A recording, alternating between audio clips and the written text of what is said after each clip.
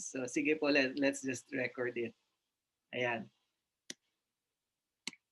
So sige, let's continue. Sige, I guess what we can do here is we can record it para if some of you would like to share it with your family members, we can do it. Pero don't share it sa mga companies kasi this is part of my paid talks po. And I can give you a link na kayo lang yung mga kapanood and yung mga family members nyo. No? So para sulit tayo parehas. Thank you, thank you. Yeah. So, okay, how do you know if you have a connection problem? Again, bantayan niyo yung words ko po kasi I'm shifting from communication to connection. And why? Because most communication problems that you experience are actually rooted in connection problems. So ang ugat po niyan ay connection. And how do you know if you have a connection problem with someone or you have a connection problem in a certain relationship that you have? So first, you know that you have a connection problem kasi you have very little to no communication. Halos hindi na kayo nag-uusap mag-asawa or halos hindi na kayo nag-uusap ng anak mo or ng kaibigan mo. And that's no longer just a communication problem. Baka yung reason bakit hindi kayo nag-uusap is because you have lost connection with each other. No? Second point, when you have constant misunderstanding and constant misinterpretation.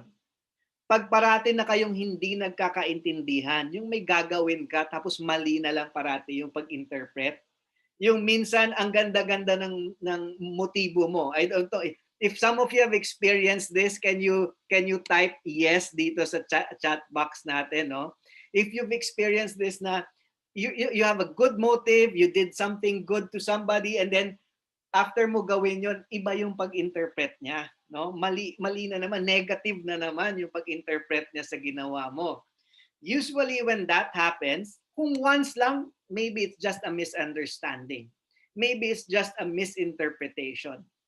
But if it's constant, meaning parati itong nangyayari, paulit-ulit ito nangyayari, then you have a connection problem in that relationship. No? And that the reason why we want to fix connection first before communication is this. Kasi let's say, okay, may misunderstanding kayo and may misinterpretation. So ang solution mo, mag-usap lang kayo na mag-usap. No? Tinatry mo i-explain. And sa experience nyo, ano nangyayari? Di ba? Mas lalo lang kayo nagkakagulo. Usually, nag-end up pa na nag-aaway. And the reason behind it is because you have lost connection. So, ang goal natin is to fix connection problems first. And ito, 1, 2, 3, 4. The fourth point dito is when you are experiencing emotional detachment. Whether ikaw yung emotionally detached na dun sa tao or siya ay emotionally detached sa'yo. I'll explain later no, what in detail ano ba itong emotional detachment na yan. Pag medyo wala na kayong feelings towards each other, you are experiencing a connection problem. When you're always in disagreement, yan, connection problem. Lack of openness and trust, connection problem din. When you are impatient, na yan, maiksi na yung pasensya mo, and you're easily triggered, you're easily offended, easily irritated, and easily angered, no? Mabilis ka magalit, mabilis ka mairita, and mabilis ka ma-offend, masaktan. That might mean that you already have a connection problem with that person. And if you're showing no interest or they are showing no interest in you or in the things that you are saying, then you might also be experiencing some connection problems. For example, may anak kayo. I don't know if some of you here have, I'm sure ilan sa inyo dito, may family and may kids. Tapos nagkikwento ka, you're trying to share some of your experiences sa kanila and parang wala silang interest sa'yo parate sa mga sinasabi mo. That's already a sign of poor connection or maybe you have to work on your connection in that relationship. And so later, if you guys have questions, no, we'll give time for that. Okay, let's continue. So what causes this connection problem? Dalawa actually yung cause niyan. Tonight we will be dealing with the first one. And the first one is this one. Oh, it's called emotional walls. So the first reason or cause of connection problems, and usually most of the time ito talaga yun, no, is emotional wall or emotional walls. Ano ba itong mga emotional walls nito? So emotional walls are built, no, isipin mo yung mga bato diyan, it's made of unresolved anger, unresolved hurts, and unresolved fears. Tapos ang hirap-hirap niyan pabagsakin kasi may reinforcement pa yan sa loob. Kung nakapagtrabaho po kayo sa construction, alam po natin na for example, yung mga hollow blocks, hindi lang yan hollow blocks. Dapat may mga steel bars pa yan sa loob. So this emotional wall, itong mga anger, hurts, and fears na ito, usually reinforced pa yan, pinapatibay pa yan ng mga lies, ng mga kasinungalingan. And yung glue, yung semento, no, na nagdidikit lahat niyan dito, the glue that's holding it together is your pride. And I'll explain sa inyo how emotional walls are built. Kasi for me, this is one of the biggest destroyer of relationships. And most people are not aware of this.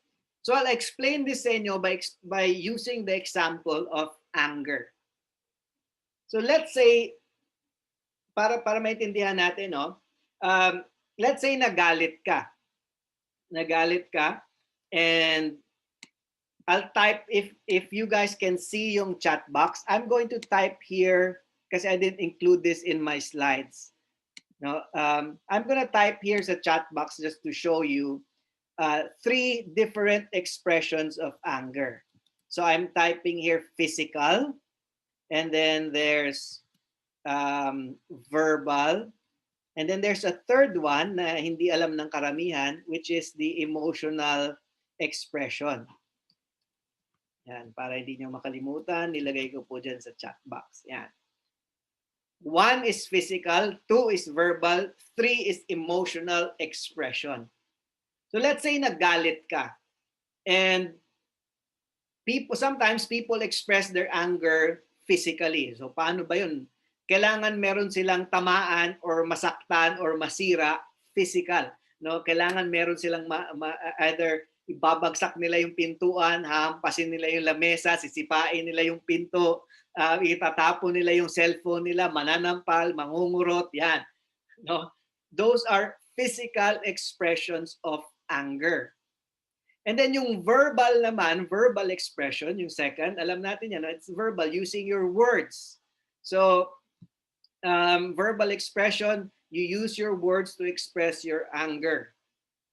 Yung third dyan is this. There are people na hindi nila ma-express physically or verbally yung galit nila. So ang gagawin nila, tumatahimik lang sila. Ngayon, feeling ng iba, ay, ang bait naman ito, no? Ang haba ng pasensya, tumatahimik lang siya. Wala siyang anger issues. But actually, pag tumatahimik lang yung iba, it doesn't mean na they have forgiven or naka-move on na sila or na-resolve ba nila yung galit nila. Sometimes what's happening is they are expressing their anger emotionally. How do they do this? How do people express their anger emotionally? So what they do is, pag nagalit sila sa'yo, ang gagawin nila, they will start to build an emotional wall. Ayan, yan yung picture natin sa harap natin. They will start to build an emotional wall towards you. Ang mangyayari, they will withdraw their love, they will withdraw their respect, they will withdraw their affection, and their trust to you. Meaning, ipagkakait nila sa iyo yung mga bagay na yan. Dati nire-respeto ka nila, ngayon hindi na. No, parang ganito yan. Let's say nag-away kaming mag-asawa. Tapos talo ka, no? O ako, let's say kunwari lang, balik rin na lang natin para mas ano. Let's say mas madaldal ako sa asawa ko or mas physical ako magalit sa kanya. So syempre talo siya, lalo na babae, di ba? Hindi niya ako kayang sabayan sa physical or verbal anger ko, for example. Ang mangyayari sa kanya, since hindi na ako masasabayan, kasi pag sinagot niya ako, baka mas malala pa yung matanggap niya in return. No? Example lang po ito, hindi ako nananakit ng asawa ko. No? Although ang expression ko ng anger is more of verbal, pero bihira lang din. No? Verbal emotional, yun ang aking mix, verbal emotional. Pero what will happen is this, no? Pag siya hindi siya nag-express, ang delikado doon, she might turn to emotional rage or yung emotional expression of anger. So ang gagawin niya, instead na sumagot, parang sa loob-looban niya lang tumangya, ganun pala, ganyan pala yung sinasabi mo tungkol sa akin. So sa loob niya lang ito, she will start to withhold yung respect. Pagkakait na niya yung respeto. Ipagkakait niya yung love. Pagkakait niya yung affection. And yan po, yung pangyayari na yan, that's called building an emotional wall. No? And that is dangerous. Minsan, later I'll show this sa inyo one by one, using an example sa marriage, sa family, with the kids, para mas maintindihan natin. No? And then, bakit may mga lies pa dito? Kasi syempre, para tumagal yung ano na yan, yung emotional wall, kailangan suportahan mo yan ng kasinungalingan.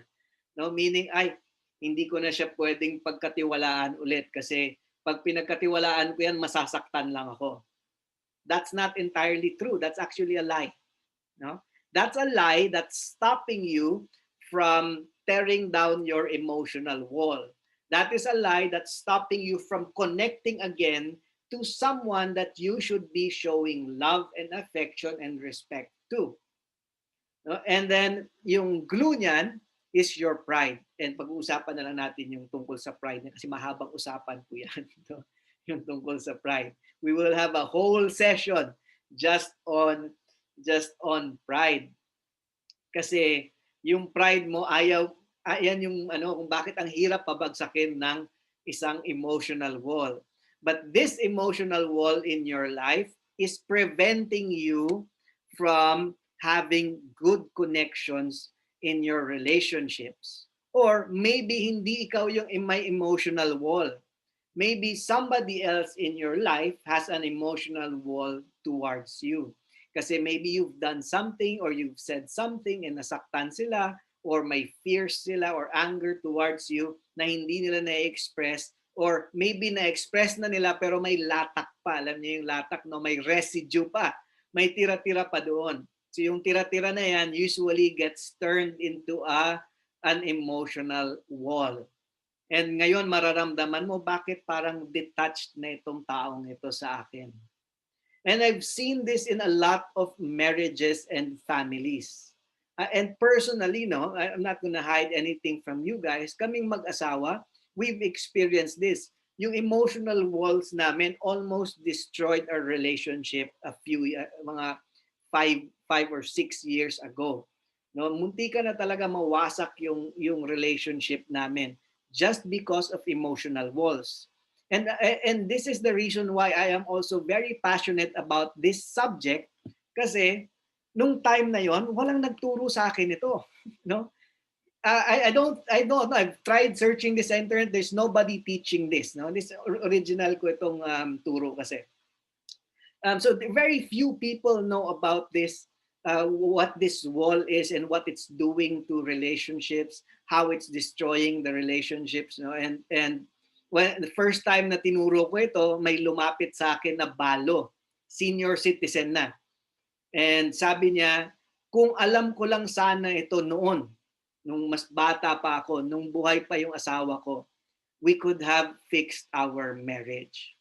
So nakakalungkot lang, no? So if you're here and you know that there are emotional walls in your life or in your relationships, don't worry po.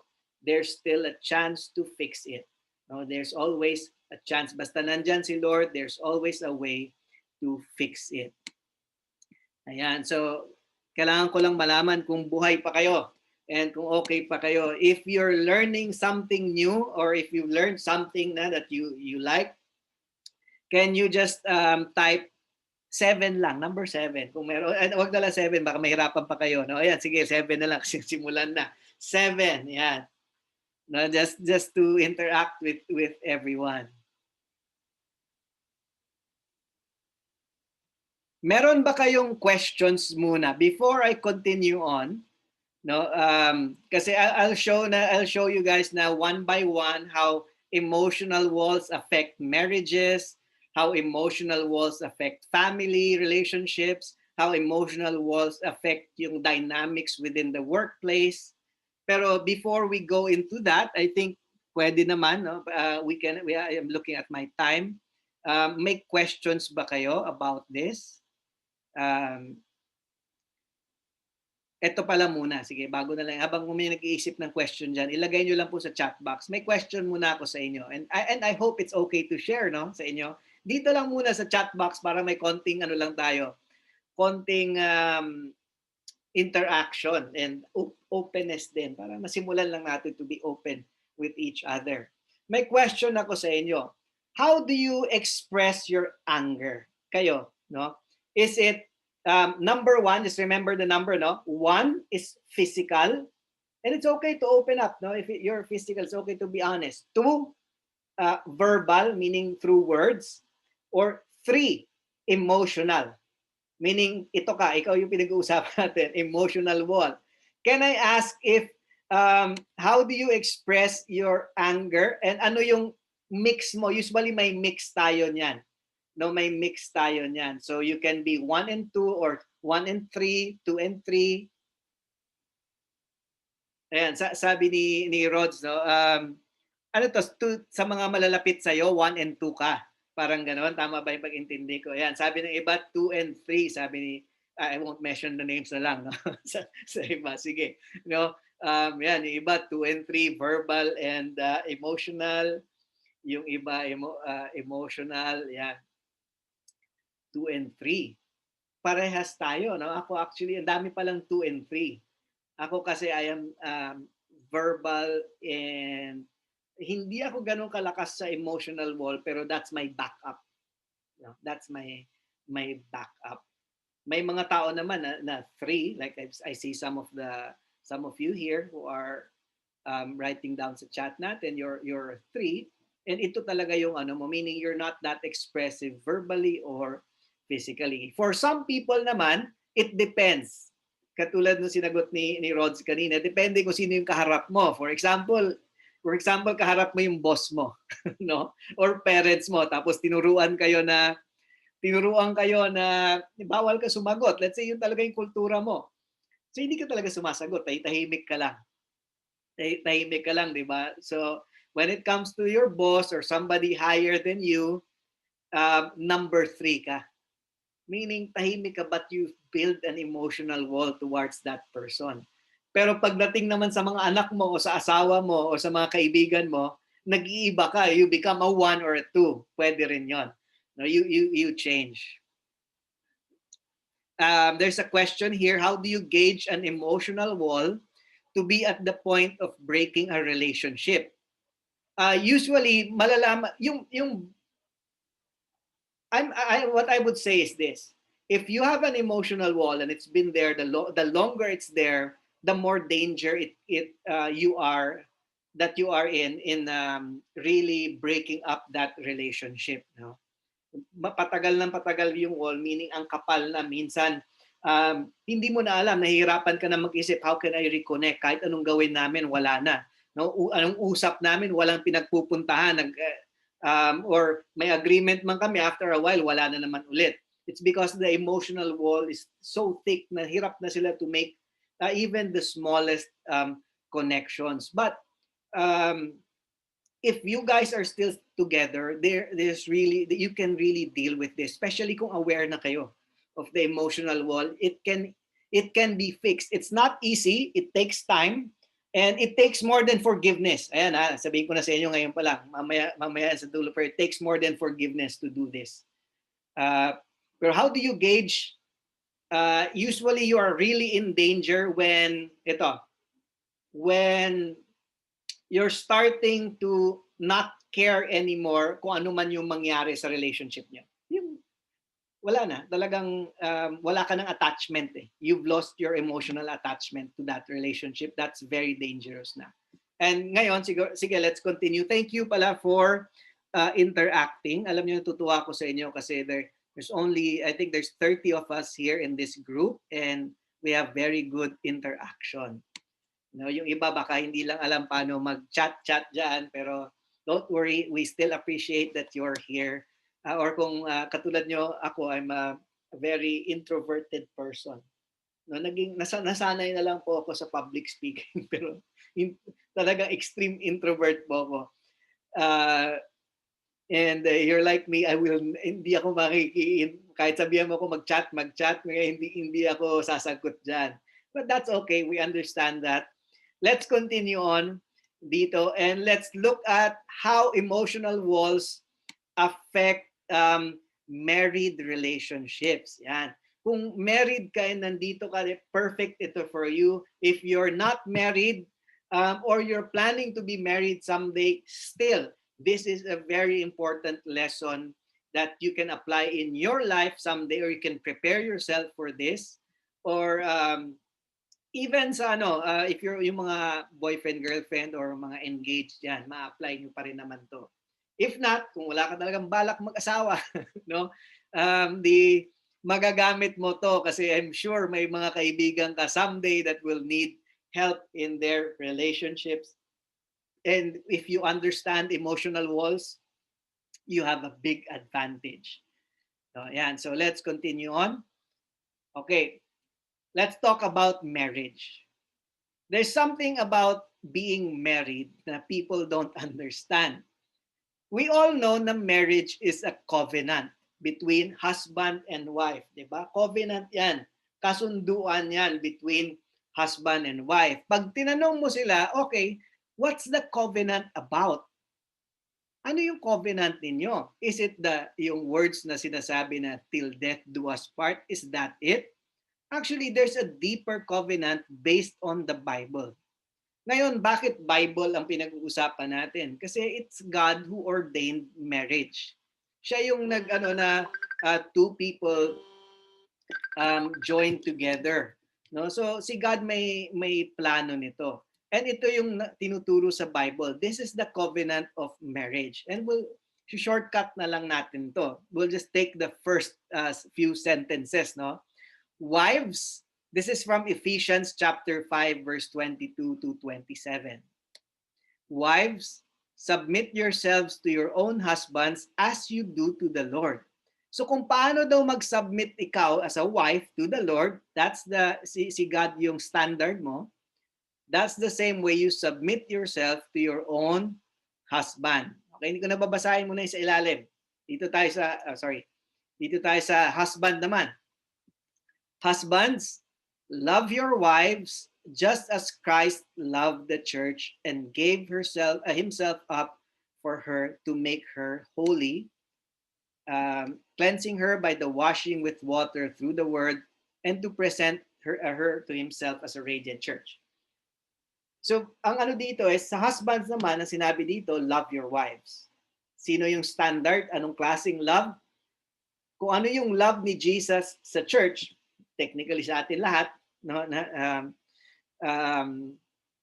that's the same type of love that you should be giving to your wife.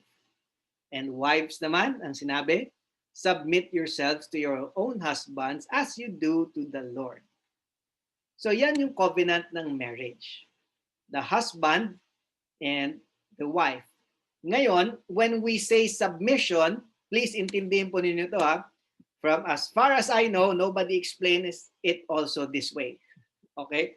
So, when we say submission is actually a position of being on the bottom. No? Pag sinabi mo mag-submit ka, magpailalim. The Tagalog version actually is that.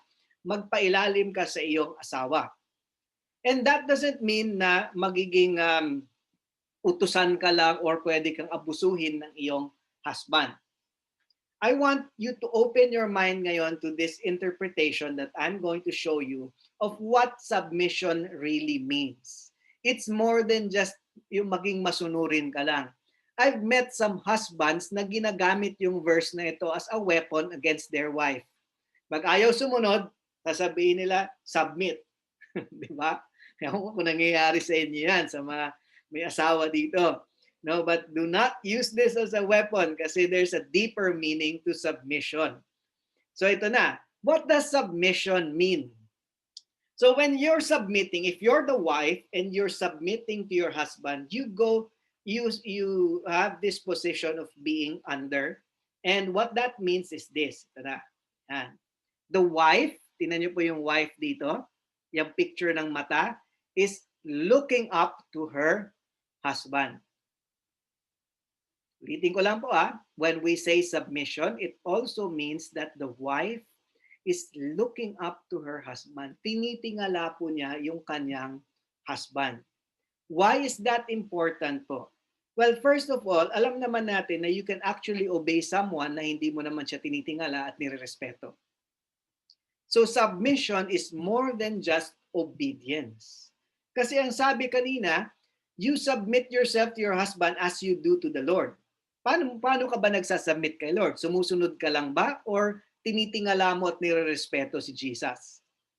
No? So ito na yung practical side of this. Okay, ito yung hindi usually na pag-uusapan. Why is it so important for the wife to submit to the husband? Kung hindi kayo nakinig simula kanina po, pakinggan po ninyo ito ngayon. No, this is very, very, very important and this can save your relationship. So, submission. Why? Why do you have to look up? Ito na po. Men, in general, your husband, or you as a husband, if you're a husband here, in general, they get emotionally attached. Nagiging emotionally attached sila to whoever looks up to them the most. Ulitin ko lang po. Men, in general, get emotionally attached to whoever looks up to them the most. Kung sino pinakatumitingala sa kanila, nahuhulog yung loob nila doon. They don't fall in love. Love is not the issue here po. Feeling nila love, but that's not love. They're actually just getting emotionally attached to that person. So dapat pag tinanong ko yung husband, sino ang pinakatumitingala sa'yo? In all honesty, the husband should be able to say, it's my wife. If not, the relationship is already in danger. Bakit? Kasi alam naman natin magaling si Satanas, no? Magpapadala lang yan ng isang tao. This is the reason why a lot of men, especially husbands, fall for their secretaries, no? Or somebody who is in position under them. Believe me po, by experience, I'm teaching this sa inyo through bad experiences. No, I'm always open and honest po in my workshops. Kung pumunta kayo sa mga iba kong mga clients, they all know my story. I know this, but I've also experienced this. And then when I taught this to other people, they na-confirm lang. So what happens po, let's say, si husband, while nandun siya at home, si wife niya, may emotional wall na towards him. So maglagay tayo ng wall dito. So si wife, vice versa po ito later. Si wife may emotional wall na towards the husband. So ngayon yung husband niya, malaki yung need niya for someone to look up to him. Eh yung wife niya hindi na tumitingala sa kanya. Maaring sumusunod pa ito. Maaring nasa bahay pa, but because of siguro may mga ginawa ito si husband na hindi nakarespeto, may mga nasabi siya that hurt the wife. So there started to become an emotional wall between them. And ngayon, wala na yung looking up. So ngayon, si husband is in danger of being emotionally attached to whoever starts to look up to him. Ito yung danger po. So si husband, pumunta naman siya sa office, tapos doon sa opisina, nandun yung isang secretary na babae, no? And si secretary, pag nagkikwento si boss niya, si husband, nagkikwento doon sa office, all attention nitong si secretary. I'm not saying that the secretary is doing something wrong. The secretary is paid to look up to their boss. Tama? So it doesn't necessarily mean that the girl is flirting. Baka hindi naman. She's paid to look up to the boss. So nagkikwento si boss, all ears naman siya. Pag nagjo-joke, tumatawa-tawa. Pag nagkikwento siya, the girl is showing interest. What happens to the husband? Nahuhulog yung loob niya doon sa babae. He is becoming emotionally attached to that woman. No, that's why it's so dangerous. Pag hindi niya na-correct yon, then that husband is in danger of getting into a wrong relationship. And as I said po, I'm sharing this with you guys from experience. Nangyari po sa akin ito. No? Because of certain things that nangyari sa amin sa relationship namin mag-asawa, we're doing well ngayon. We're in the best state sa relationship namin ngayon. But many years ago, we experienced this.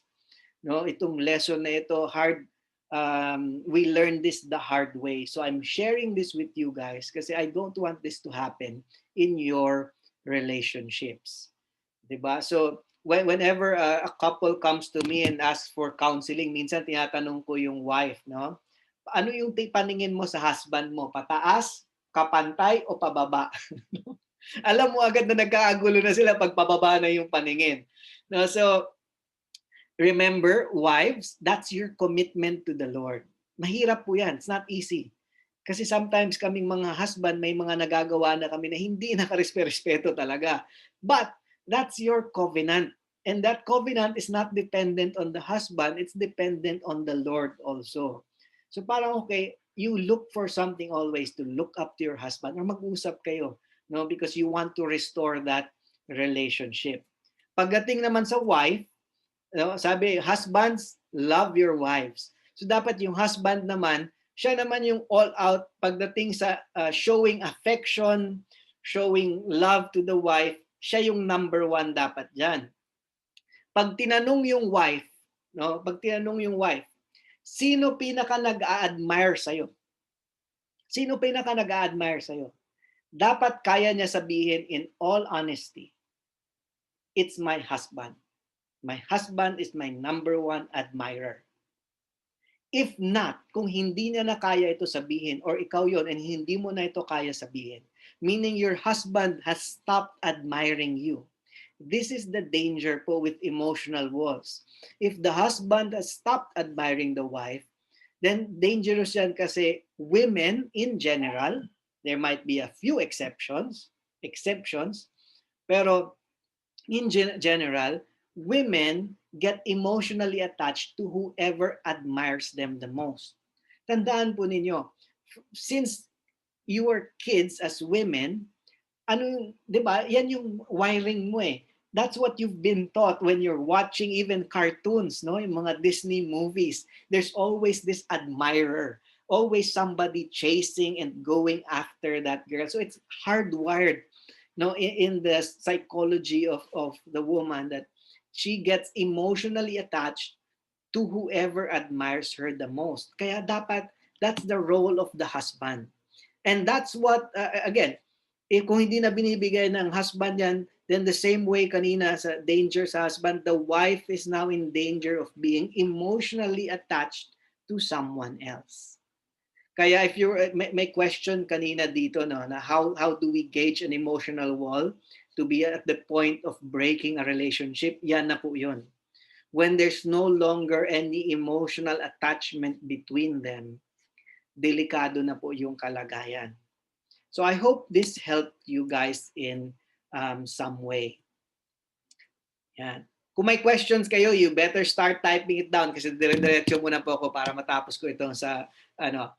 I want to end this by at least 8:05, no, and then you guys can have your breakout sessions. So, how emotional walls affect naman family relationships? So let's say between the parents and the kids, anong nangyayari diyan? You'll know na it's already affecting. Ganito po yun. Let's say si parents, si parent, pinagalitan yung anak. No? Let's say may tatlo kang anak. Tatlo yung anak mo. Yung isa, pag nag-express ng galit niya sa'yo, sumasagot. So alam mong verbal yung isa. Yung isa, physical, nagdadabog, pumunta sa kwarto, binabagsak niya yung pintuan. And then yung isa naman tahimik lang. Tapos feeling mo, ay, buti pa ito si number 3. No? Tahimik lang, napakabait, magalang. But remember, silence doesn't mean that that kid is not experiencing any anger. Baka ang kanyang expression is emotional. So hindi mo alam na that kid pala is already building an emotional wall towards you. Or maybe this kid is verbal emotional. So nag-express siya verbally, and then after nun, he or she is going to start building an emotional wall. And how do you know when there's an emotional wall? From the side of the kid, galing sa kid, there's loss of respect. Wala na yung respeto. Lack of openness. Lack of interest in conversations. Sometimes lumalabas ito in rebellion, no, and other things like that. Minsan naman yung parents naman yung may emotional wall towards their kid. Mabilis sila mairita. Again, lack of trust naman sa kid. Unmet expectations, impatience, yan. Those are signs sometimes that they have lost connection already with each other. And we are going to look at how to fix this emotional wall sa family. Sa relationships naman sa work, paano ito nangyayari? Bibilisan ko lang ito kasi ang focus natin dito talaga is family. But if you're the manager and these are your team members, when there's no emotional wall, the communication flows well. The relationships are okay. Pero when there's an emotional wall, the communication already gets disrupted. Tapos nagkakaroon na yan ng mga, same thing, lack of trust, lack of respect sa boss. Sumusunod naman yan kasi syempre trabaho. Pero makikita mo, you're already, like if you're this team member or you're the employee, you already feel na parang pag nagsasalita tong boss mo, naiinis ka na parati. Kasi may unresolved hurt ka sa loob mo towards that person. And you already have an emotional wall. Eventually, maapektahan po yung production niyan nila as a team. So that's how emotional walls affect work relationships. Yan.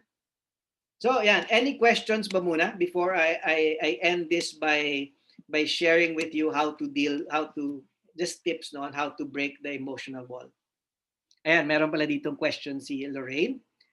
Who will initiate to break the wall? Ayan, magandang question. So, diretso ko na rin dito. Just keep typing your questions po and then we'll end with this Bible verse. So, if you want to fix an emotional wall, you have to deal with the hurt and anger first. Meaning, mag-forgive ka. Pero here's the thing. Ikaw lang ang may kakayahan magpabagsak ng sarili mong emotional wall. Meaning, whoever built the wall is the one who has the power to tear it down. So kung ikaw yung may emotional wall, ikaw lang din ang pwede mag-initiate or actually you are the only one who has the power to tear down that wall.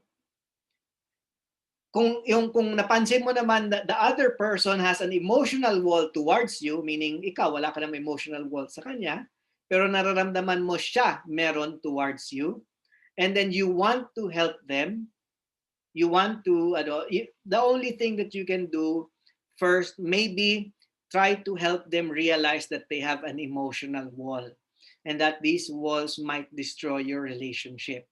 Kasi yun nga, ang problem, if the person has an emotional wall towards you, pag tinatry mo lang mag-communicate, di ba parati ka na may misinterpret? Tapos pag may pride pa yan na issue, nako, mas mahirap palalo kasi kahit ang ganda ng motibo mo, parang feeling niya, ina-attack mo lang siya. Di ba? I'm sure you know that feeling. No? So, dito sa atin talaga, we deal with our emotional walls first. And then once we've dealt with this emotional wall, we can pray and ask God to help this other person deal with it. Mahalaga po is we deal with our own emotional walls first. So you deal with it by forgiveness, no? And Elaine Joseph, no? She can't stay anymore kasi nagsabi na siya no start pa lang. God bless you too. We have this naman recorded and then whoever invited you here, no, can follow up na lang with you dito sa mga napag-usapan natin. But thank you for attending. Yeah.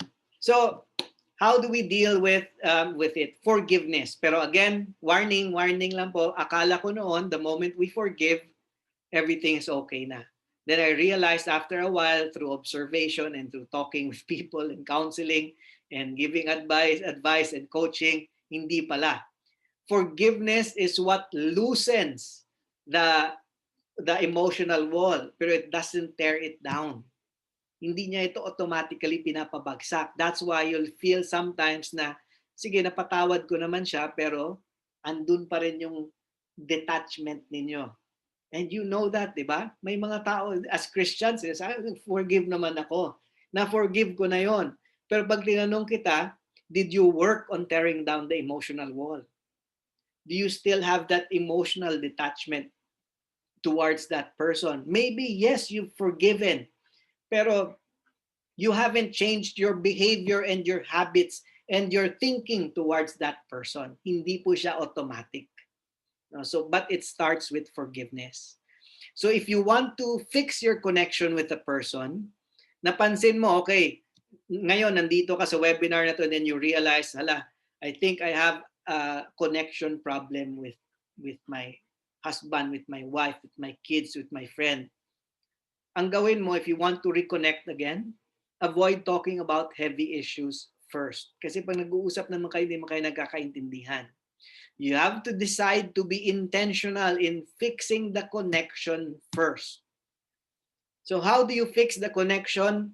Para ka lang manliligaw ulit. No? You look for things that both of you enjoy together. Hanapin mo yung mga, ito yung next na point, show interest in their interests and find it in your heart to enjoy what they enjoy. Usually, the quickest way to connect again with someone is not by forcing them to talk, but sometimes the quickest way to do it is by trying to show interest in their interests. No? Trying to connect with them with the things that they already love and enjoy.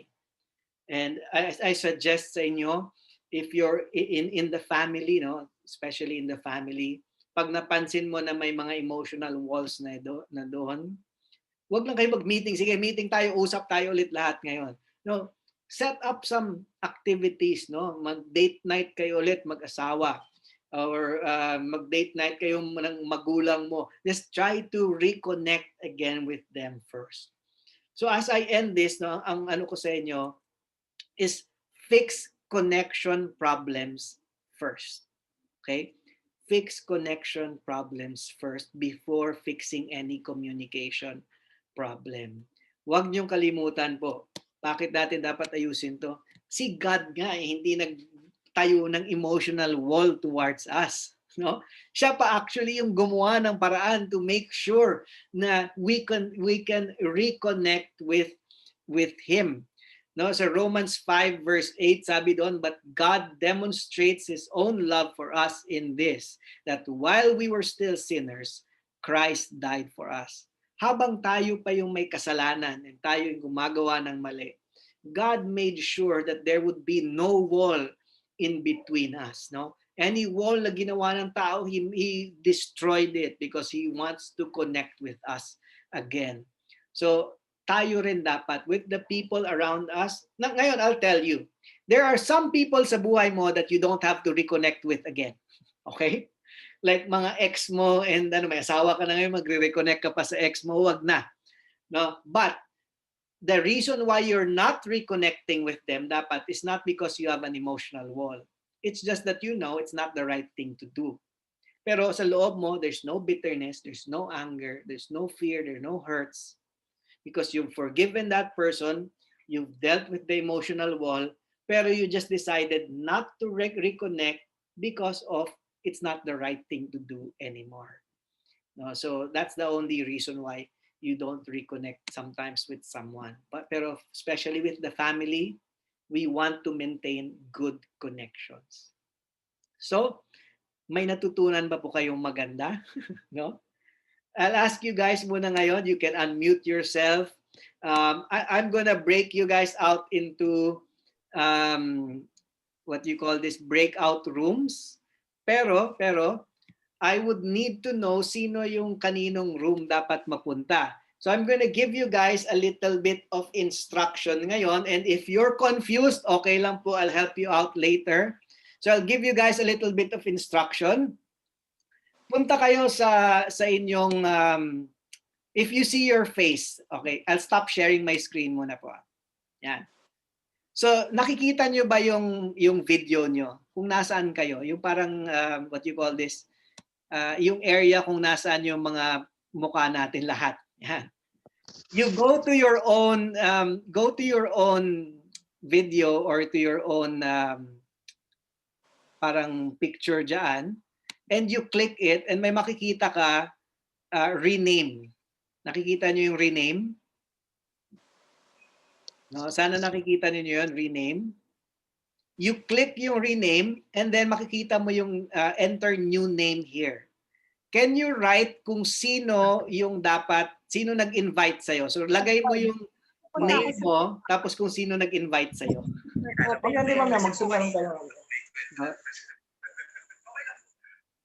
Kasi I want to put you guys in breakout rooms, and I will create 3 breakout rooms, but I need to know kung sino yung kaninong room mapupunta. Sino ba nag-invite sa inyo dito sa webinar? And then I can assign those rooms. Paano po ulit?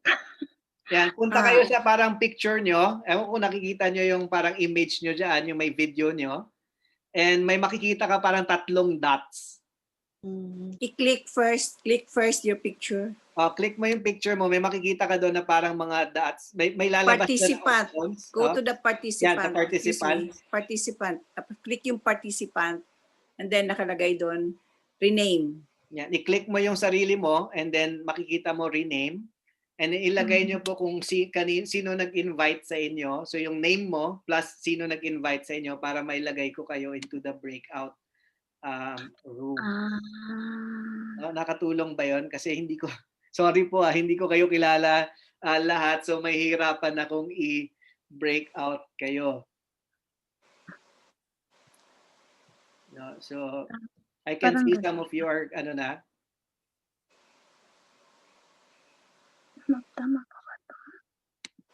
I'll try something lang po muna ha, okay.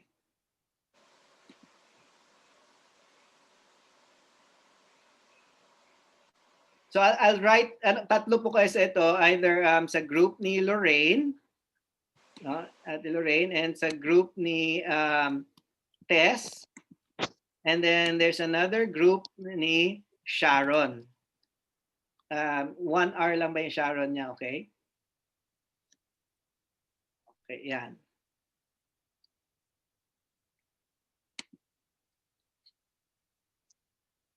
Yan. Ito na lang po. Do you see yourselves? May nakikita ba kayo ngayon na rooms? May lumalabas ba na rooms sa inyo? Yes. Yan. Maybe you can join your own rooms kung nakikita ninyo kung sino nag-invite sa inyo doon.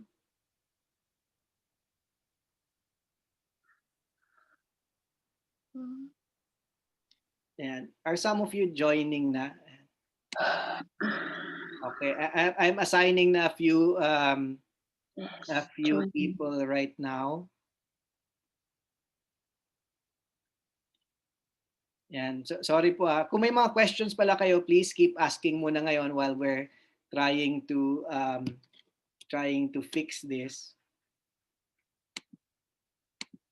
I'm trying to assign na some people right now. And kung kayo, if you know your how to add yourself to some of the groups, you can do that na. Ito kay Kath. Yung mga kay Kath, kaninong group po kayo part? No.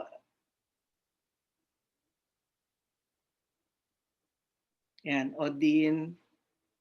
If you're still here po, can you unmute yourself so I can know kung kanino kayong breakout group mapupunta? Yung mga mga na-invite ni Kyra, I'll assign you all first kay sa mom ko, no? Okay.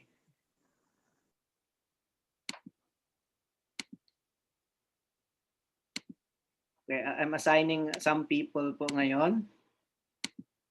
Just wait. Yan. Okay. So the people po who are here, si Lorraine, I'm assigning you, putting you dun sa room, no? Sino po ang kay Lorraine dito na mapupunta? Ayan, sige. I see some of you na I'm assigning. Itong CCF ng ka-family. And Don. Si Noni Roa kay Ruby Fosca.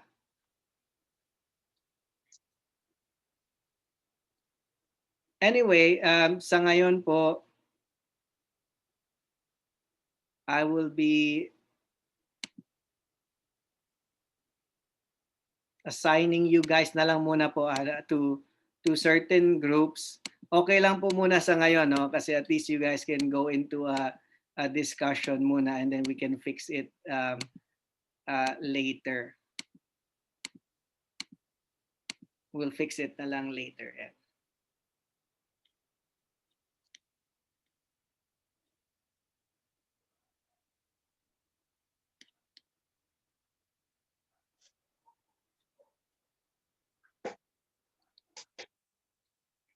Meron ba po sa inyo na hindi pa nakapasok sa isang room? You have to choose to join po.